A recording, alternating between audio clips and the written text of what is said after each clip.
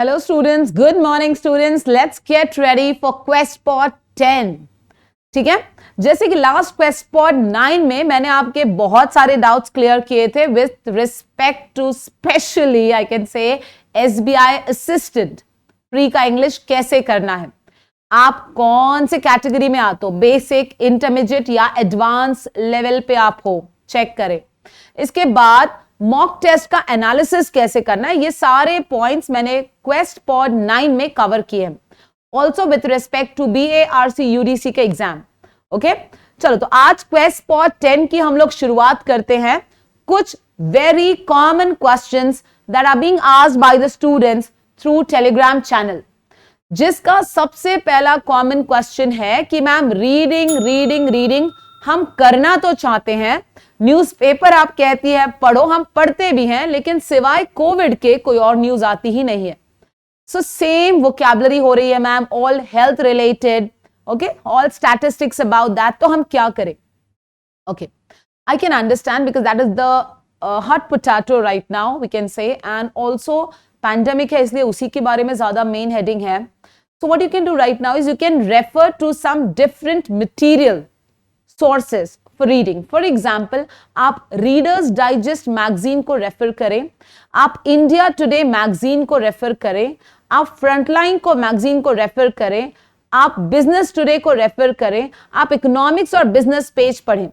आप जितना हो सकता है बच्चा वैरायटी पढ़ने की कोशिश करो। सपोज न्यूज़पेपर नहीं पढ़ना, मैगजीन में इंटरेस्ट नहीं, मैम लेकिन मुझे नासा के बारे में पढ़ना बहुत अच्छा लगता है, नो प्रॉब्लम, गूगल पे आप नासा टाइप करें, आपको जो भी रिसर्च आर्टिकल्स मिलते हैं आप वो पढ़ें। आपको लगता है कि I want to read something with respect to blogs, blog कैसे लिखे जाते हैं वो करें। आपको लगता है कि नहीं I want to read something about the impact of COVID on climate, आप गूगल पे डालें, आपको बहुत सारे आर्टिकल्स मिल जाएंगे, आप वो पढ़ना स्टार्ट करें। इनफैक्ट ब्लॉग के कुछ लिंक्स हैं जो मैंने SSA के मेन टेलीग्राम चैनल पर डाले थे, आप सर्च में ब्लॉग्स डालोगे तो एक 4-5 लिंक्स आ जाएंगे, you can refer that also. Clear? So please start reading variety. It is not essential कि मैम बोल रहे कि 1 घंटा न्यूज़पेपर पढ़ना है तो न्यूज़पेपर ही पढ़ना है जिसमें सारे कोविड के न्यूज है।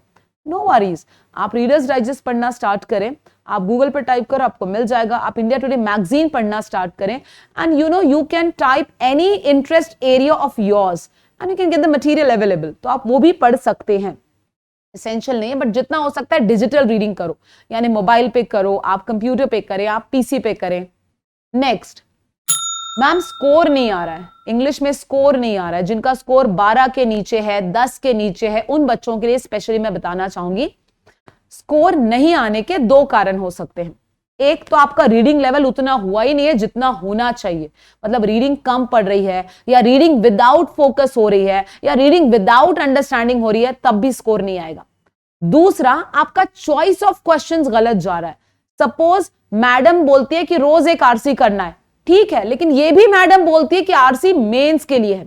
आप प्री का एग्जाम में पहला अटैक RC पे कर रहे हो, तो आपके 20 मिनट में से 15 से 17 मिनट तो RC में ही जा रहे हैं, तो बचे 3 मिनट में बचा हुआ पेपर क्या सॉल्व करोगे आप? Getting? So your choice of questions, ये चीज भी बहुत इंपॉर्टेंट है कि आप कौन सा क्वेश्चन पहला उठा रहे हो, कौन सा दूसरा, कौन सा तीसरा। और रीडिंग सिर्फ पढ़ना असर नहीं करेगा, समझकर पढ़ना ज्यादा असर करेगा। और कुछ टिप्स हैं, जैसे कि मैंने अपने सेशंस में भी बताया कि when it comes to spot the error, जब आप स्पॉट द एरर जैसे क्वेश्चन सॉल्व करें तो आप रीडिंग को थोड़ा धीरे धीरे करें, फास्ट मत रीड करो, स्लो रीड करो when it comes to spot the error questions. Getting this point? Okay, next, ma'am score में ना स्टैग्नेंसी दिख रही है, स्टैग्नेंट हो गया स्कोर, 15 से 18 की रेंज में अटक गया, ऊपर ही नहीं बढ़ रहा है स्कोर, क्या करें? जब स्कोर स्टैग्नेंट हो जाता है तो प्रॉब्लम स्कोर में नहीं है, प्रॉब्लम आपके एनालिसिस में है। इन द सेंस कि सपोज अगर मैं सिर्फ सुधा मूर्ति पढ़ रही हूँ, स्पोर्ट्स और फ्रंट पेज पढ़ रही हूँ, तो मेरी रीडिंग की वोकैबुलरी, रीडिंग का लेवल उतने ही लिमिट में है, उसको क्रॉस नहीं कर रहा है। अगर आपको स्कोर बढ़ाना है तो आपको आपका रीडिंग का लेवल भी बढ़ाना है, करेक्ट? रीडिंग का लेवल बढ़ाना मतलब आप सुधा मूर्ति जी की किताबों पे से आए रस्किन बॉन्ड पे, रॉबिन शर्मा की किताबों पे, अमित त्रिपाठी की किताबों पे, मुल्कराज आनंद की किताबों पे, विक्रम सेठ की किताबों पे। ये किताबों का लिखने का जो स्टाइल है, इनकी जो वोकैबुलरी है, इनका जो सेंटेंस फ्रेमिंग, सेंटेंस कंस्ट्रक्शन है, वो सिंपल से थोड़ा सा कॉम्प्लिकेटेड हो जाता है। तो आपको समझ में आता है कि यार ऐसे लिखने पे कैसे सोचना चाहिए, ऐसे लिखने पे अंडरस्टैंडिंग कैसे ली जाती है, ऐसे लिखने पे कैसे आपका थॉट प्रोसेस होना चाहिए। अगर आप फ्रंट पेज पढ़ रहे थे तो आप नेशनल पे आए, इंटरनेशनल पे आए, बिजनेस पे आए, लेकिन मेरे हिसाब से एसबीआई असिस्टेंट प्री के लिए आपको एडिटोरियल को हाथ नहीं लगाना चाहिए, उतना टफ आता ही नहीं है, तो वहां मत जाए आप। ठीक है, सो आप अपना रीडिंग बढ़ाएं।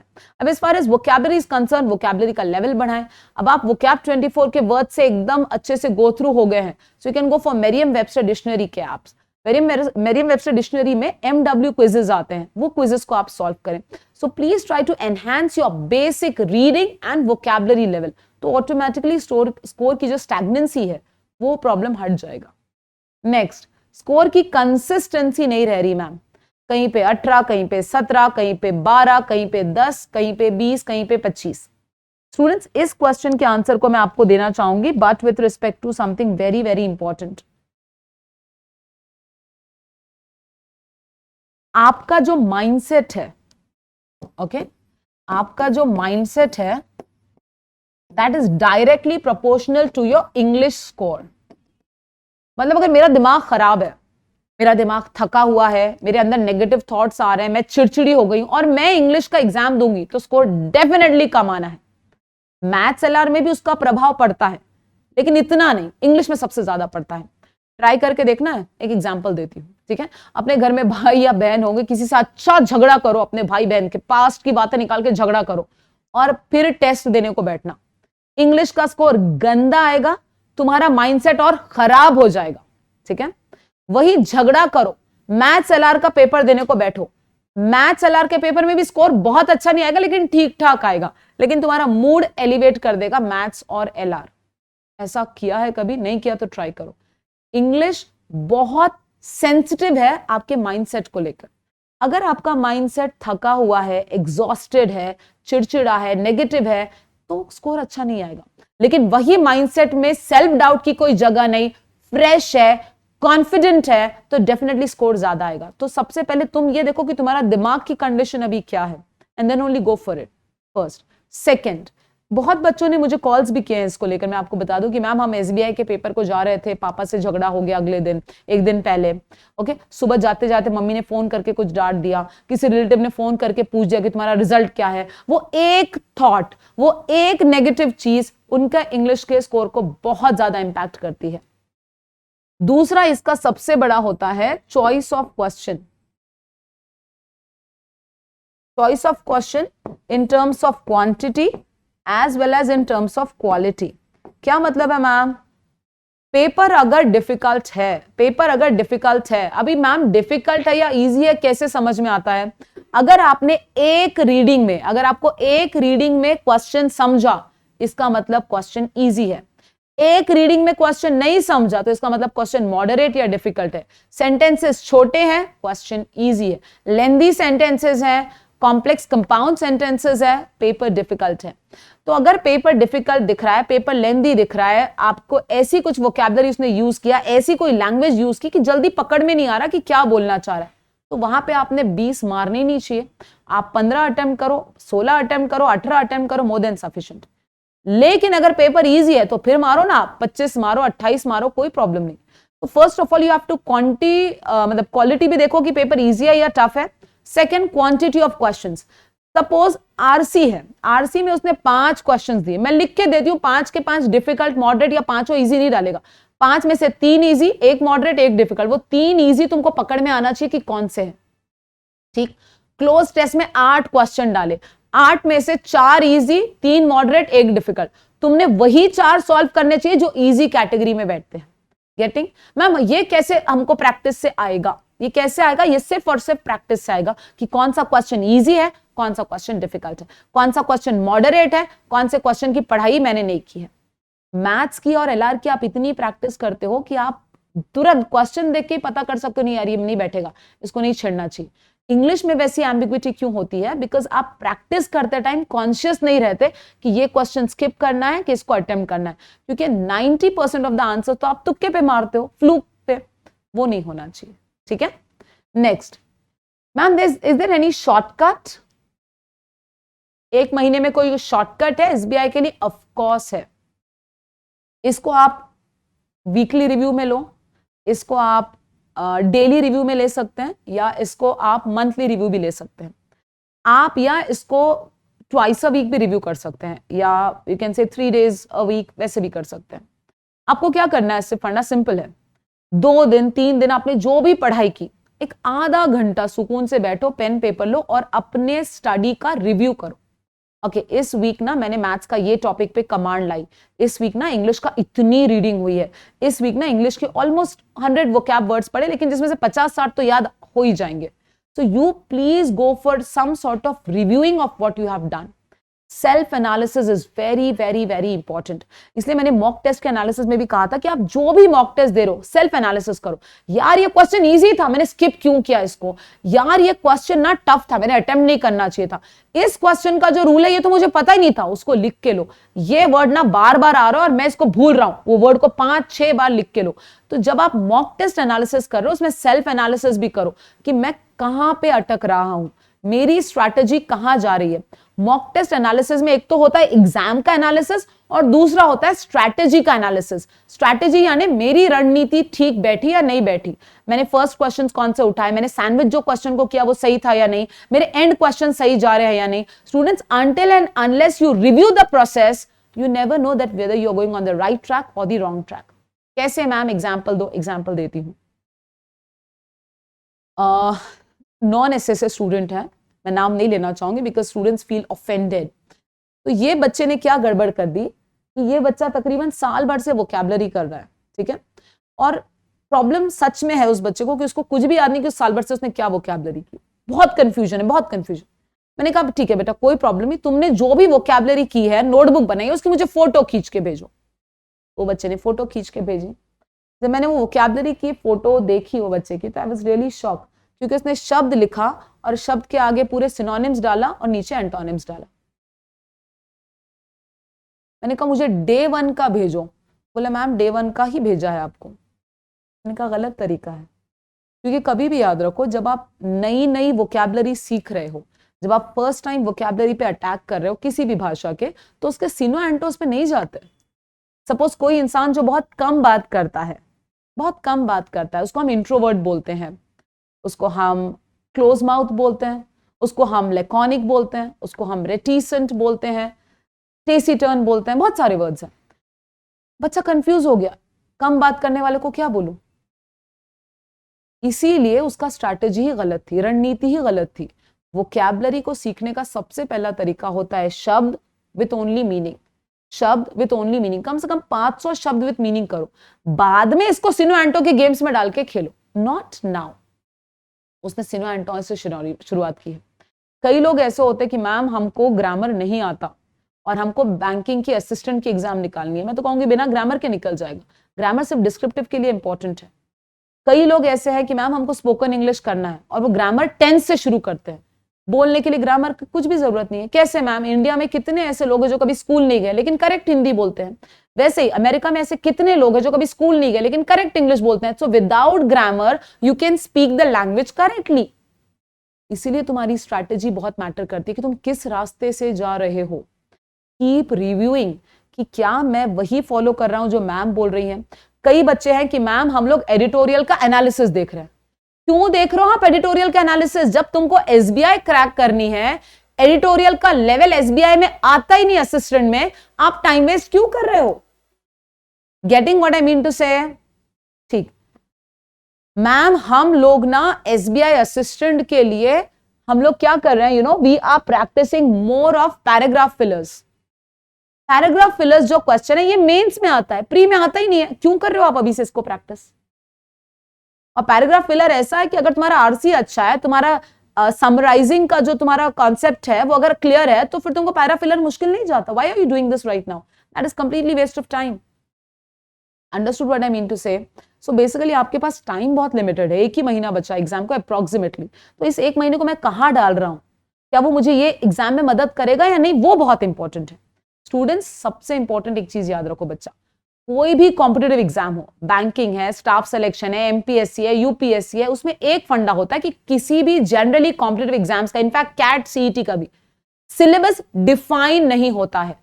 मतलब आरसी आएगा, क्लोज टेस्ट आएगा, पैराजंबल आएगा, ग्रामर आएगा, वोकैबुलरी आएगी, अरे लेकिन कहां से आएगी? अब इंग्लिश की वोकैबुलरी आएगी अगर आपने बोल दिया तो इंग्लिश के वर्ड्स ही 10 लाख है कि सारे 10 लाख के 10 लाख मैं याद कर लूं? इडियम्स फ्रेजेस कितने पढ़ूं? Because you have to be very selective while studying, especially or preparing for competitive exams. आप क्या कर रहे हो बहुत मैटर करता है कॉम्पिटिटिव एग्जाम्स में, क्योंकि कई बच्चों के रिजल्ट नहीं आने का कारण यह है कि जो नहीं करना चाहिए वो उसी में टाइम डाल रहे। Why are you doing this? इसीलिए बहुत सारे बच्चों को स्पोकन इंग्लिश क्लासेस लगाने के बाद भी इंग्लिश उतने अच्छे से बोलने नहीं आती है, because majority of the spoken English classes उनको ग्रामर सिखाते हैं, जबकि बोलने के लिए ग्रामर आना जरूरी नहीं है, वो लिखने के लिए जरूरी होता है। इसीलिए तुम अपना टाइम कहाँ डाल रहे हो? क्या ये चीज करना जरूरी था? मेरा टारगेट क्या है, मुझे जहां जाना है, क्या ये उसके लिए इंपॉर्टेंट है? Then you go for it. Otherwise don't invest your time unnecessary ऐसी जगह पे जो एग्जाम में आने ही नहीं वाला है। Please don't read editorial, specially if you are preparing for SBI assistant. Clear? Keep reviewing yourself. Maybe a week में रिव्यू लिया तो चलेगा, मंथ में रिव्यू लो कि मुझे जो ट्रैक पे जाना था क्या मैं लिटरली उस ट्रैक को प्रॉपर्ली फॉलो कर रहा हूं या मैं कोई गलत रास्ते पे जा रहा हूं। ऐसा मत करो, ठीक है? Okay, let's get ready with wordsmith. आज के वर्डस्मिथ सेशन में मैंने कुछ इडियम्स लिए हैं। रीजन, क्योंकि एसबीआई की जान शान आन, इसकी पहचान इसके इडियम्स और फ्रेजल वर्ब्स होते हैं। So let's get ready for this because this is specially for SBI assistant pre. Have a bee in your bonnet. Having a bee in your bonnet यानी कोई ऐसी थॉट, कोई ऐसी चीज जो तुम्हारे दिमाग को घिरी हुई है, जिस चीज के बारे में तुम बहुत ज्यादा ऑब्सेस्ड हो, यानी जिस चीज का ख्याल, जिस चीज की सोच तुम्हारे कंटिन्यूसली दिमाग में चलती है। जनरली इस ईडियम को नेगेटिवली यूज किया जाता है, ठीक है? इसीलिए मैंने एग्जाम्पल दिया है आयरन मैन और थैनोस का।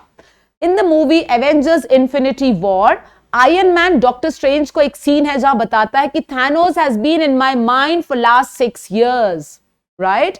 सेम कि Iron Man always had a bee in his bonnet about killing Thanos. Again I repeat, Iron Man had a bee in his bonnet about killing Thanos. यानी continuously iron man के दिमाग में Thanos चल रहा है कि उसको कैसे मारूं, कैसे मारूं, कैसे मारूं।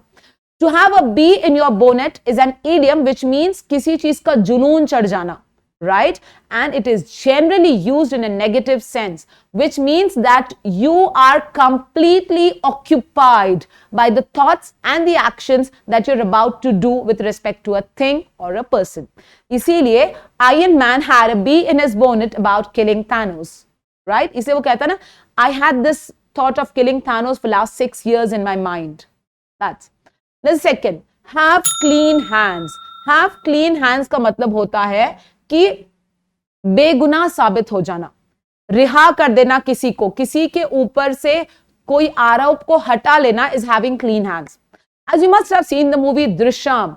In the movie Drishyam, the whole movie was all about wherein Ajay Devgan was trying to prove that he had clean hands. मैंने कुछ नहीं किया, मेरी फैमिली ने कुछ नहीं किया. So in the movie Drishyam, Ajay Devgan finally proved that he had clean hands. He hasn't done anything. Okay, so he proves himself that he was guiltless. मैंने कोई गुनाह नहीं किया. To have clean hands यानी अपने आप को बेगुनाह साबित करना या बेगुनाह साबित हो जाना. That is to have clean hands. And the best example is the movie Drishyam, जहां पे अजय देवगन अपने आप को प्रूव करता है कि मैं गिल्ट फ्री हूं, मैंने कोई गुनाह नहीं किया, मेरी कोई फैमिली ने गुनाह नहीं किया है. And very smartly he does that. Have the Midas touch.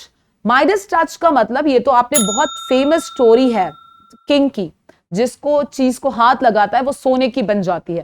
कहते हैं ना, कोई इंसान में ऐसी ताकत होती है कि अगर वो मिट्टी को भी हाथ लगाए तो सोना बन जाता है. इसी को कहते हैं Midas touch. It's basically having the ability to get success easily, that's Midas touch. हमारा एक स्टूडेंट है, नाम मैं नहीं लेना चाहूंगी, but he really had that Midas touch कि वो जिस भी एग्जाम को देता था वो क्लियर कर लेता. Now he is preparing for UPSC. So if he sees this, he will get the hint कि वो किसके बारे में. He has SBI PO in his pocket, SO, ऐसे कई सारे एग्जाम्स है जो बच्चे ने क्रैक किया है. Now is preparing for UPSC. So basically ऐसा इंसान या ऐसा कोई इंसान जो जिस भी टच चीज को हाथ लगाता है वो चीज सक्सेसफुल हो जाती है. Midas touch. Clear? Midas touch. कहा जाता है ना कि नीता अंबानी जिस चीज में इन्वॉल्व हो जाए वो चीज सक्सेसफुल हो जाती है. तो she had the Midas touch, you can से. Midas touch. Next, blow something out of proportion. Blow something out of proportion यानी किसी चीज को बहुत बड़ा चढ़ा के बोलना, right? Exaggerate करना कि बहुत ज्यादा इंपॉर्टेंट दिखे. सिंपल वे में इसको कहेंगे राई का पहाड़ बना. Blowing something out of proportion यानी बहुत ज्यादा महत्वता किसी को देना. Generally, students have this concept of blowing out of proportion their own fears. इंसान अपने डर को इतना बड़ा चढ़ा देता है कि वो सक्सेस से बहुत दूर चला जाता है. Blowing something out of proportion is, you are trying to make something which is not so important, which is not so difficult to tackle, सबसे मुश्किल चीज बना लेते हो. और जो आपका डर है, आप अपने डर को इतना बड़ा बना देते हो, ऐसा लगता है कि वो बिल्कुल इम्पॉसिबल है डील करना, जबकि ऐसा होता नहीं है. That is blowing something out of proportion. यानी जनरली स्टूडेंट्स मेक, और you can say students blow out of proportion their own fears, making success look impossible for them. Last, okay, that's second last, down and out. Down and out yani generally to be in a very bad financial position. Now with this COVID-19 pandemic going on across the world, many people across the world are right now down and out. So they are in a bad financial position. Down and out, financial position अच्छी नहीं होना. Last, eat your heart out. Eat your heart out यानी इतना jealousy रखना किसी के success के लिए. और इसका बेस्ट एग्जांपल है भल्लाल देव. So Bhallala Dev eats his heart out in the movie Bahubali after seeing Bahubali's success as the Samrat, as the emperor. So you can see that. Clear? Eat his heart out. Bhallal Dev has eaten his heart out after seeing Bahubali being selected as the emperor. So, eat his heart out. बहुत ज़्यादा जलन पैदा करना, jealousy पैदा करना किसी के success को लेकर. Clear? So, these are the idioms. Let's go for the next. Grammar. Grammar में मैं आज लेना चाहती हूँ adverb. कुछ ऐसे adverbs हैं जो आप start में रख सकते हो, कुछ ऐसे adverbs हैं जनरली जो मिडल में आते हैं, और कुछ ऐसे एडवर्ब्स हैं जो जनरली सेंटेंस के एंड में आते हैं. एडवर्ब की पोजीशन मैटर करती है. कैसे मैम बताइए, एडवर्ब की पोजीशन कैसे मैटर करती है? I will tell you. It changes complete the meaning. It has the power to change the meaning completely. सी,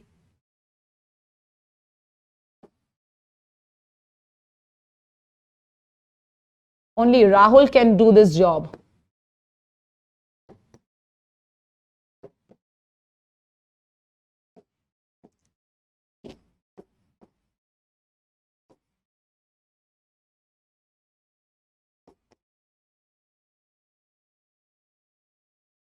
अगर आप ये दो सेंटेंसेस को देखो तो ओनली को मैंने एक जगह प्लेस किया, ओनली को यहां प्लेस किया.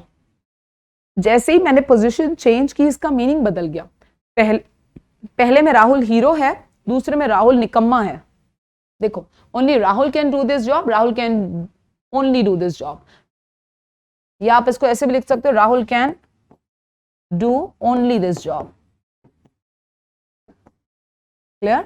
सो एडवर्ब की पोजीशन बहुत मैटर करती है. कुछ ऐसे एडवर्ब्स हैं जिनको आप स्टार्टिंग में लेते हो, कुछ ऐसे एडवर्ब्स हैं जिनको आप मिडिल में लिख सकते हो, और कुछ ऐसे एडवर्ब्स हैं जिनको एंड में लिख सकते हैं. स्टार्टिंग में जो एडवर्ब्स आते हैं जिनको हम कहते हैं कनेक्टिंग एडवर्ब्स. कनेक्टिंग एडवर्ब्स में however, consequently, then, next, still, ये स्टार्ट में आते हैं. Next, time adverbs. अच्छा, एक और खासियत है कि जब भी ये जो एडवर्ब्स हैं कनेक्टिंग एडवर्ब्स आते हैं तो इनके बाद वाक्य में कॉमा आना चाहिए. ओके, जनरली इनके बाद वाक्य में कॉमा आता है. टाइम एडवर्ब्स भी पहले लेते हैं, टुमारो, संडे, इसे मैंने कहा once upon a time, one day. तो बेसिकली जो टाइम एडवर्ब्स हैं वो भी वाक्य के स्टार्टिंग में आते हैं।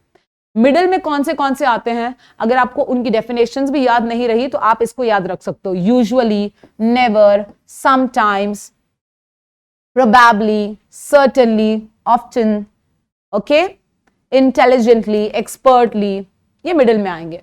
और एंड में कौन से एडवर्ब्स आते हैं, generally it goes with place, okay, she lives inside, inside, outside, weekends, afternoon. तो बेसिकली एडवर्ब ऑफ टाइम को या तो जनरली स्टार्टिंग में लिया जाता है या लास्ट में, बट 90% उसका यूसेज स्टार्टिंग में ही होता है। अब जैसे आफ्टरनून है, नाइट है, मॉर्निंग है, तो उसको आप एंड में ले सकते हो, ठीक है। So this was a part of advanced grammar. Now let's go for most avoidable mistakes that you can avoid, और avoidable solecisms भी जिसको हम कहते हैं। तो इनकरेक्ट और करेक्ट फॉर्म, ठीक है। मैंने आज एक स्पेशल फ्रेजेस का कोशिश किया लूं। पर से, this is a Latin expression, okay, so this is a Latin expression. पर से का मतलब होता है इन इट सेल्फ। इसकी स्पेलिंग आप देख लें, पर से की स्पेलिंग वो है, ठीक है। इट इज नॉट से, इट इज पर से, इन itself. This discussion is about perception and not about the arts in itself. This discussion is about perception and not about arts per se. ये inappropriate word में आ सकता है, correct? Per se is a Latin expression which means in itself. Intrinsically भी मतलब आप बोल सकते हैं इसको, something which is focusing on intrinsic things, right? Journalists who refuse to toe the line will have to be sacked. Toe the line will be cross the line, but toe the line का यहां पे देखो spelling correct ये है, ठीक है। Next, her makeup collection is chock full of refreshing colors and there's a blush for every skin tone. Okay, her makeup collection is chock full. Chock full is full of refreshing colors and there's a blush. Spelling के इस बार मैंने लिए हैं, आप इस spellings पे ध्यान दें ताकि ये इडियम्स, ये फ्रेजेस और ये लैटिन एक्सप्रेशन को आप प्रॉपर्ली यूज कर सकें। Okay, then the last part comes is motivation. Okay, students, consistency is the key. Consistency is the key. Ma'am आप नया क्या बोल रही हो, हर बार शुभम सर यही कहते हैं कि कंसिस्टेंसी के बिना कुछ हासिल नहीं होगा, बट कंसिस्टेंसी को हासिल करने के लिए क्या करना पड़ेगा मैं वो बताना चाहती हूँ आज सर, ठीक है।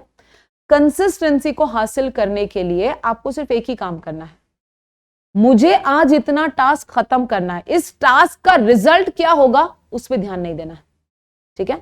फॉर एग्जाम्पल, अगर आज मुझे आधा किलोमीटर, 1 किलोमीटर, 4 किलोमीटर वॉक करना है, साइकिल करना है, तो मुझे करना है।